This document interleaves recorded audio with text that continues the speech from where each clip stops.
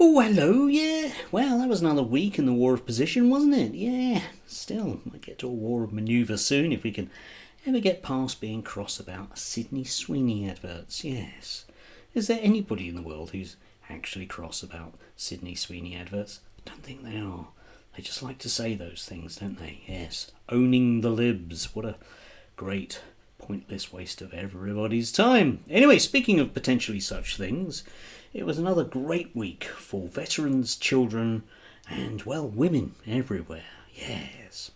I always love the arguments on the right about certain groups of people that must be protected in society. And oddly, in my 60 odd years, they always seem to be thrown overboard, don't they? You might recall the way that we can't possibly do any form of overseas aid because we have veterans. We haven't got the veterans. Must think of the veterans.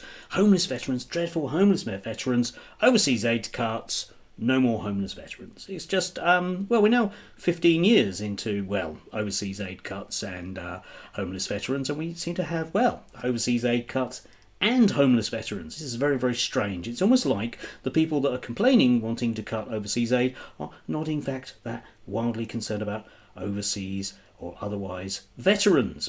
Very, very, very, very strange. And of course, you have to put that the one person that was pledged to remove all people rough sleeping on the streets at an instant couldn't be voted for because that's socialism. There's always that strand that runs through it, isn't it? Yes. And there's all those people, of course, who will always also complain bitterly about women. Oh, we must protect the women from all them foreigners, because they're very dangerous foreigners. Yeah, it's okay for us to have homegrown dangerous people, many of whom, of course, as we've noticed in the news, turn up outside hotels with histories of domestic violence. And, it's just one of those things, isn't it? I'm sure that they were done up by the woke police, another sort of group of people that oddly don't seem to conform to anything that I'm used to in my life. But that's just me being picky about it. And the one that always gets me being a teacher is the notion of children, about protecting children. We always have to protect children. Highest poverty rates amongst children that we've had for 100 years, but we have to protect children. Yes, it's very, very important. And the latest one of that is the ongoing VAT schools raid. The Telegraph was getting very frothy yesterday at this. Middle-class children to be shut out of best schools in Labour equality crackdown. Yes. Now, you would have thought that, having set themselves up as being very, very, very, very concerned about white working class underachievement and the way that white working class people don't get to do well in schools, and they don't get, therefore, to go into decent jobs, and they don't get, therefore, to go to decent universities, that the party that bought you that, or the group thinking that bought you that, would actually be quite keen on the notion of, having more working class kids in certain middle class schools. But apparently you can't have that. Apparently you can't tackle white working class underachievement by doing anything about it. Go figure that one, because I certainly can't.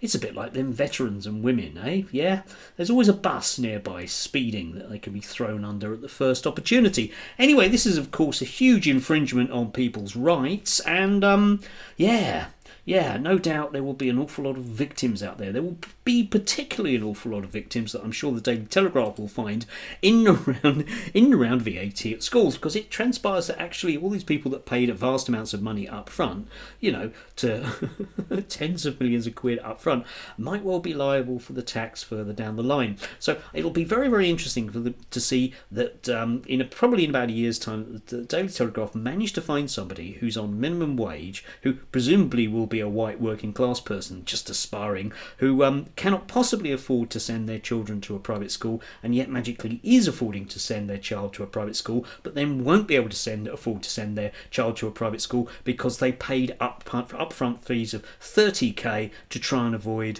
not having the money to send their child to private school.